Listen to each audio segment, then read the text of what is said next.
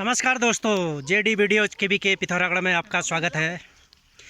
आज हम फार्म के भ्रमण पे हैं और मेरे साथ जुड़ेंगे आज डॉक्टर अभिषेक बैगुड़ा, डॉक्टर महेंद्र सिंह बाकुनी जी, डॉक्टर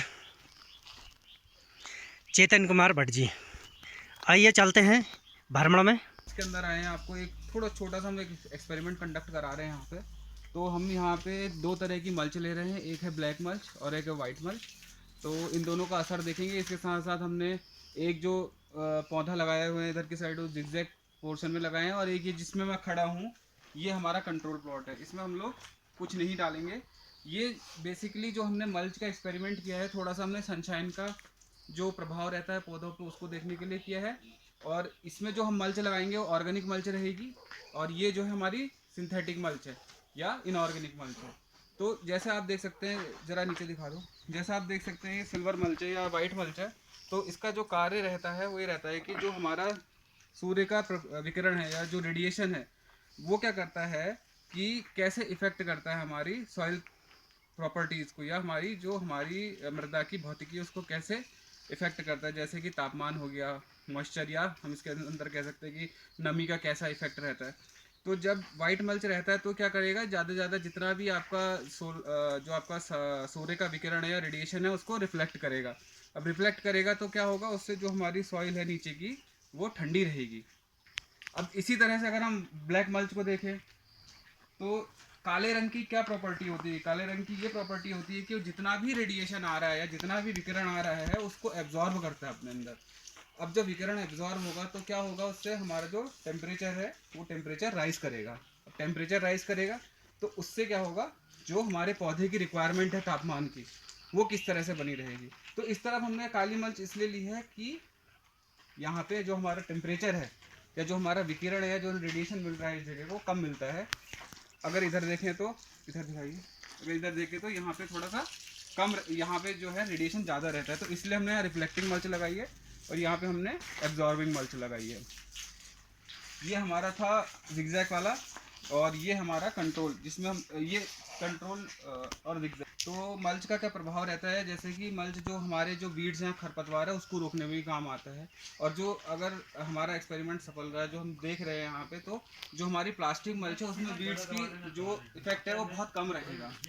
तो यही हमारा इस आज पॉली हाउस में आपको आके दिखाने का मकसद यही था कि कैसे आप एक छोटी सी जगह में स्मार्ट एग्रीकल्चर करके किस तरह से कम लागत में अधिक उत्पादन ले सकते हैं। आप ये देख सकते हैं ब्लू स्टिकी ट्रैप, नीले रंग का ये ट्रैप है और इसमें जो है ये चिपचिपा हो रहा है। ठीक है, ये आप देख सकते हैं चिपचिपा है और बहुत सारे इंसेक्ट्स जो हैं इसमें जो हैं अट्रैक्ट हुए हैं और चिपक गए हैं। तो इसका जो हम उपयोग करते हैं वो इसलिए करते हैं कि हमें रासायनिक विधियों से हम दूर रहें, केमिकल्स का इस्तेमाल हम ना के बराबर करें, और कीड़ों को कंट्रोल करने के लिए जो है इस तरीके का ट्रैप का हम इस्तेमाल कर सकते हैं। जैसे येलो स्टिकी ट्रैप का हम इस्तेमाल कर सकते हैं, लाइट ट्रैप का हम इस्तेमाल कर सकते हैं। तो वही है यहाँ पे, ये ब्लू स्टिकी ट्रैप है, ये पॉली हाउसेज के अंदर जो है लगा हुआ है। और जो है इसमें बहुत सारे इंसेक्ट्स आप देख सकते हैं, दिखा दीजिएगा ये जी। तो कीट नियंत्रण की एक जो है ये बहुत प्रमुख विधि है। तो आप लोग जो है अपने पॉली हाउसेज में इस तरीके के ट्रैप का इस्तेमाल कर सकते हैं। पीला ट्रैप भी लगा सकते हैं, ब्लू स्टिकी ट्रैप भी लगा सकते हैं, और बाहर खेतों में लाइट ट्रैप लगा सकते हैं, और फेरोमोन ट्रैप है। और फेरोमोन ट्रैप के बारे में भी हम आपको आगे बताते रहेंगे। तो इन ट्रैपों का इस्तेमाल करते हैं। कीट नियंत्रण की एक ही विधि है ये, इंटीग्रेटेड पेस्ट मैनेजमेंट, एकीकृत नासी जीव प्रबंधन में जो है इस तरीके से जो है कीटों का नियंत्रण किया जाता है। और केमिकल का उपयोग आखिर में किया जाता है, लास्ट में किया जाता है, या न के बराबर किया जाता है। तो इस तरीके के मेथड्स का उपयोग आप अपने पॉली हाउसेज में कर सकते हैं। और आप देख सकते हैं बहुत सारे कीड़े जो हैं ये अट्रैक्ट हुए हैं और वो चिपक गए हैं। उसके बाद ये यहाँ पे ये देख सकते हैं, कीट नियंत्रण की एक बहुत इंपॉर्टेंट विधि है। धन्यवाद। किसान भाइयों, जैसे कि अभी हम आपको यहाँ पर प्रशिक्षण भ्रमण में लाए थे कृषि विज्ञान केंद्र पिथौरागढ़ में, और आज हम आपको दिखा रहे हैं कि मल्चिंग लगा के कितना फ़ायदा हो सकता है किसानों को। तो अभी हम यहाँ पर दिखा रहे हैं कि अभी तो हमने आपको दिखाया था, डॉक्टर चेतन ने बताया है कि नई जो हमने मल्चिंग का एक्सपेरिमेंट लगाया है, कैसे हमने वाइट मल्च और ब्लैक मल्च का कम्बिनेशन करके और जो ऑर्गेनिक इनऑर्गेनिक दोनों टाइप की हमने किया है। और पौधों का भी जो सिस्टम हमने लगाया था कि जो हमारा स्क्वायर सिस्टम और वो स्क्वायर सिस्टम में था और एक जिगजैग सिस्टम में था जिसको हम त्रिभुजाकार भी बोलते हैं, तो उसमें हमने अभी देखा था। तो उसका हम जब रिजल्ट आएगा तो उस समय आपको दिखाएंगे कि किस मल्च का क्या फ़ायदा था। तो जैसे कि यहाँ पर आप देख सकते हो कि ये पिछले साल का हमने जो मल्चिंग किया था, तो इसमें हमने ब्लैक मल्च को ऊपर रखा था।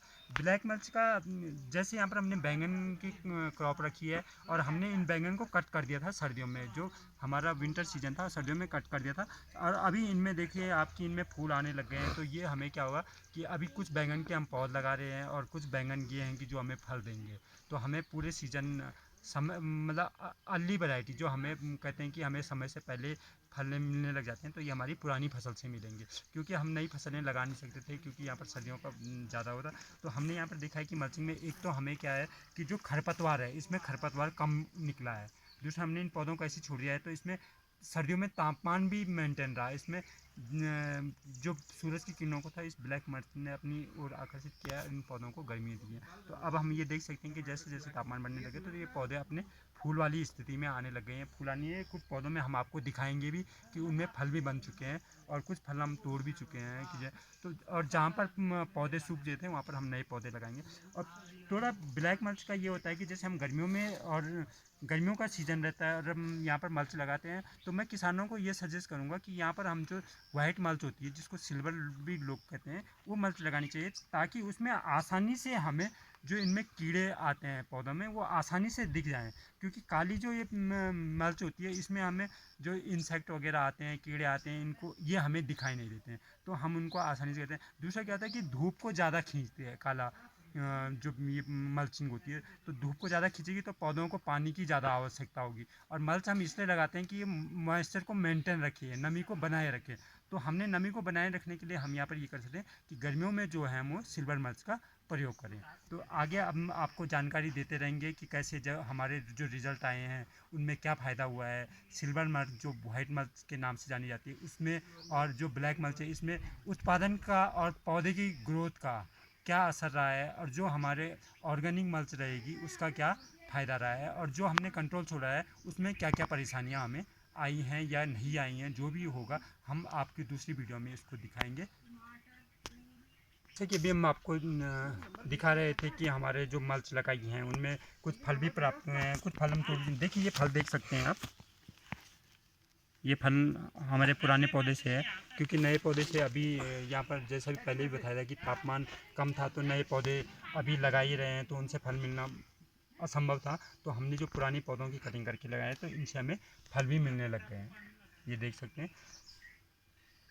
आपके जो भी क्वेरीज हो, क्वेश्चन हो, या कुछ चीज़ें भी आप जानना चाहते हो, इस समय जो गर्मियों की फसलें उग रही हैं, टमाटर, बैंगन, शिमला मिर्च, या मिर्च की जो सोलेनेसी फैमिली से बिलोंग करती हैं सारी फसलें, अगर इससे रिलेटेड कोई भी आपकी क्वेरीज हो तो हमारे कमेंट बॉक्स में ज़रूर लिखिए और हमें लाइक और सब्सक्राइब ज़रूर करें। धन्यवाद।